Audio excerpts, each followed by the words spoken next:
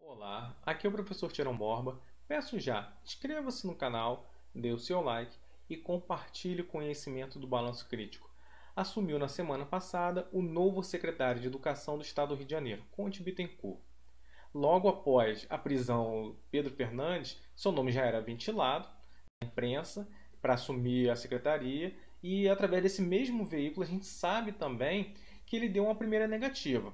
Mudou de ideia, a gente não sabe o motivo exatamente disso, mas a questão é que não é uma pessoa inexperiente, inexpressiva, ele sabe de toda a atmosfera da política fluminense, inclusive muito consciente do estado que está a Secretaria de Educação. Ah, mas por quê?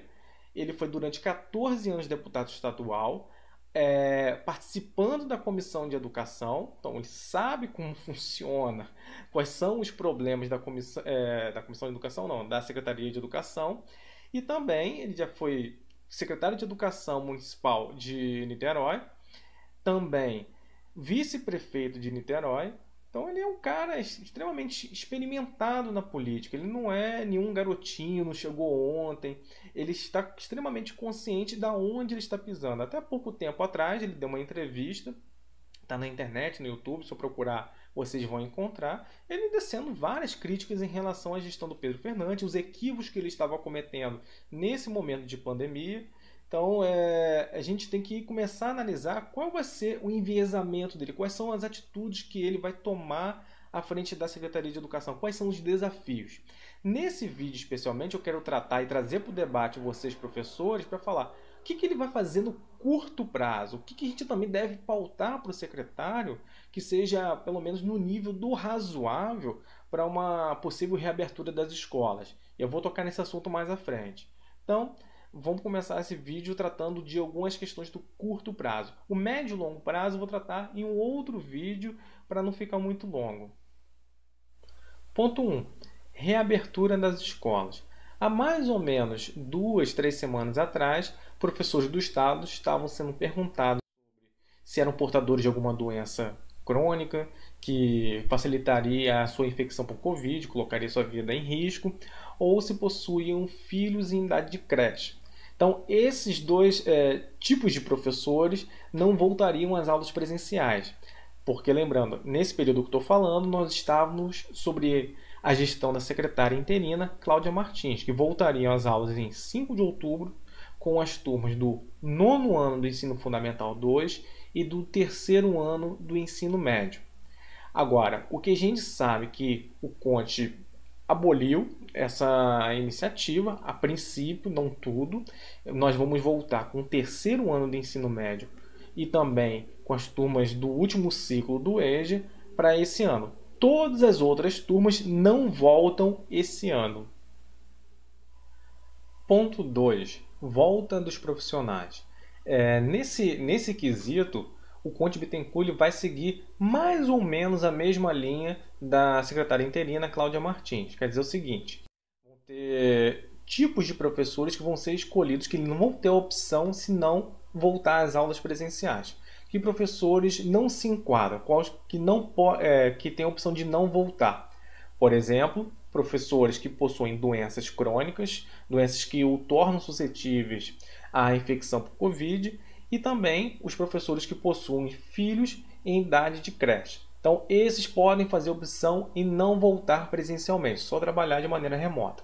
Todos os outros casos vão ter que voltar para a sala de aula ou outros profissionais para suas respectivas funções. Aí fica a seguinte questão, ele falou que vamos ter testagem dos alunos do 3º ano e do EJA, e dos professores de uma maneira geral. Aí fica aqueles questionamentos. O Brasil, até agora, foi um dos países que menos testou no mundo para a Covid. Aí, de repente, o estado do Rio de Janeiro, peculiarmente, ele vai começar a testar em massa os profissionais. Uma questão a se pensar. Agora, o fato do professor não estar enquadrado diretamente nessa tipologia estipulada pela Secretaria de Educação não quer dizer que ele não coloque outras pessoas em risco. Por exemplo, vão ter profissionais de educação que estão em idade avançada para se aposentar e não possuem doenças visíveis, né? Mas que estão no grupo de risco. Ou então professores que moram com pessoas do grupo de risco, com idosos ou possuem algum tipo de doença. Ou outras pessoas, por exemplo, o filho não está em idade de creche, 2 anos, 2, 3 anos. Mas até mais ou menos 10, 12 anos, as crianças não têm essa independência de ficar sozinha em casa. Basicamente, o mesmo protocolo que é para uma criança de 2 anos é para outra de 10. Qual é a diferença? Não existe tanta diferença. Não tem uma diferença de ambos são dependentes dos seus respectivos pais. Então, assim, são ideias ainda que não fazem tanto quanto de sentido, né? De aplicação prática para essa volta desses profissionais. Isso aí precisa ser melhor estudado pela secretaria. Ponto 3, modelo híbrido.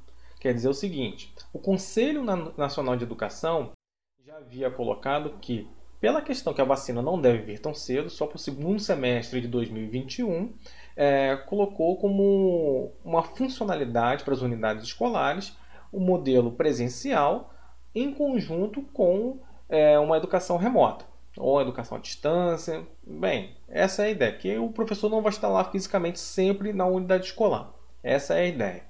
Então, ao permitir isso, coloca-se a seguinte questão. O Conte Bittencourt também já falou desse modelo híbrido. O ex-secretário de Educação, Pedro Fernandes, também já havia falado da questão desse modelo híbrido que seria implementado, porque a reabertura das escolas seria feita de maneira homeopática, teria uma necessidade por questões sanitárias, né, para evitar a aglomeração na escola, de todos os profissionais na unidade escolar e também de todos os alunos na unidade escolar para evitar uma segunda onda da doença. Perfeito. O Pedro Fernandes tinha falado de um investimento em infraestrutura de 80 milhões. Será que nós temos esses recursos? E a infraestrutura para os professores vão ser dadas para trabalhar de maneira remota? Até agora a gente não teve nenhum tipo de assistência à infraestrutura. Muitos professores não têm condição de comprar um computador ou o celular é muito ruim. Lembrando, nós estamos 6 anos sem reajuste, não é aumento não, sem reajuste. A gente já teve uma perda salarial que ultrapassa os 30%, então é uma coisa muito, mas muito considerável.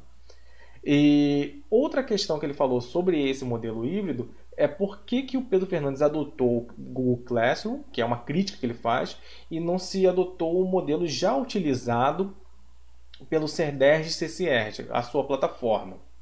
Aí fica uma questão, quem que está certo? Porque eu tive notícia também de professores da FATEC, quem dá aula na FATEC e eu estiver equivocado sobre essa informação, comente aí embaixo, que os professores da FATEC começaram por esse tipo de plataforma e migraram para o Google Classroom, preferindo essa plataforma. Não sei qual que é melhor, não usei a do CDR e CCR, só como um aluno.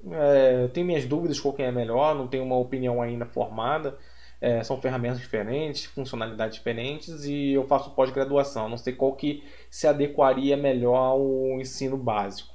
Enfim, então essa aí é uma questão que está posta, a questão de prover infraestrutura, da onde vão vir esses recursos, se isso é possível, não só para as escolas, mas também para os professores. A gente sabe que o universo de alunos é muito grande, são 500 mil que estão sem acesso à internet, acho que não é possível dar um tipo de infraestrutura para esses alunos, talvez um acesso à internet com chip, não sei se isso seria viável, mas o fato que dá computador e telefone celular, não sei se isso seria possível. Mas já o número de professores, que é um número muito mais restrito, é mais plausível. Ponto 4. Novo calendário escolar. A gente tem notícia até agora, já desde a gestão do Pedro Fernandes, que os bimestres foram abolidos, se implantou uma questão de ciclos, que não foi um ponto muito bem explicado como que vai funcionar, porque não se tem um novo calendário. A gente tem um ciclo que começa, sei lá, em março, vai até outubro, um outro ciclo de outubro até dezembro. Há uma discrepância de tempo. Então, como que isso vai ser organizado? Como que isso vai ser organizado com avaliação? Como que isso vai ser efetivado na prática? A gente As notícias que nós tínhamos até na gestão da secretária interina Cláudia Martins eram muito esparsas, não se tinha nenhum delineamento sobre isso. O CEP falou também sobre essa questão do ciclo, mas ele mesmo também não soube explicar. O Conte Bittencourt assinalou que provavelmente o ano letivo de 2020 terminará em 2021. Então, eu suponho que está sendo produzido um novo calendário escolar, que era o básico para ter sido feito. Até agora, em outubro, a gente não tem um novo calendário. Ah, Tiaron, mas a gente está em um momento de pandemia. Mas se eles já estão planejando a reabertura das escolas, já tinha que ter o calendário. E nós precisamos, remota ou presencialmente, um novo calendário. Uma realidade que não vai voltar é ter o ensino remoto. Ele vai permanecer por um bom tempo. Talvez nunca saia. Eu acho que essa incursão da tecnologia para uma questão de crise, eu acho que é um caminho sem volta. Até por depois eles vão perceber, com um monte de gente para aposentar, a necessidade de, vamos dizer assim, de conter gastos e tudo mais, eles vão perceber que essa solução tecnológica vai sair muito mais barato para atender a massificação, para massificar a educação. Não sei se vai ser bom, vai ser ruim, né? Isso aí a gente só vai saber mais lá na frente, depende de como vai ser implementada essa política de incursão tecnológica, mas que é um caminho que aponta para o apagão de professores que nós vamos ter.